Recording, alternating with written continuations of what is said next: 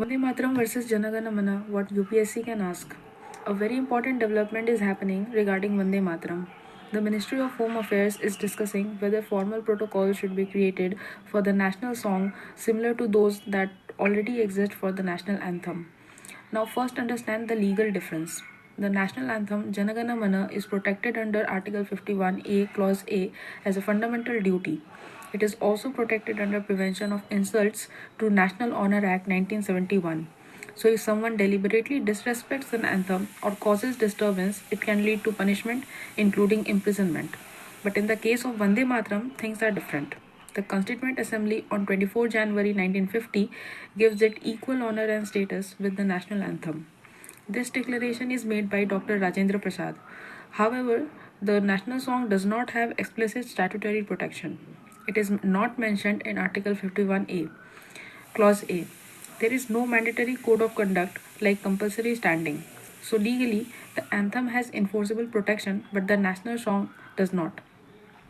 Now, the government is examining whether specific rules should be framed for its recitation and whether disrespect should attract legal penalties. Now, coming to origin.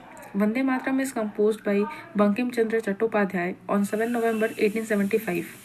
It is written in a blend of Sanskrit and Bengali. It first appears in the journal Banga Darshan. Later, it is included in his novel Anand Mat, published in 1882. Anand Mat is set during the Sannyasi rebellion and the Great Bengal famine of 1770. Now, historical milestones. It is first sung publicly by Rabindranath Tagore at the 1896 Calcutta session of the Indian National Congress. In 1907, Madam Bhikaji Kama unfurls the first version of the Indian flag in Stuttgart, Germany, and Vande Mataram written on it. It also becomes a revolutionary slogan. It is reportedly the last slogan of martyrs like Madan Lal Dhingra in 1909 and Matingini Hazara in 1942. Now, one important exam point. In 1937, the Indian National Congress decides that only the first two stanzas will be used for official purposes. This is done to maintain inclusivity because later stanzas contain religious imagery. Now, quick comparison for prelims. National Anthem, mentioned in Article 51A, Clause A, protected by 1971 Act, legal penalties exist.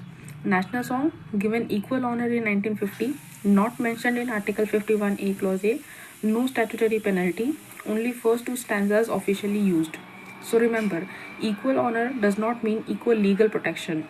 This is the key distinction UPSC can test.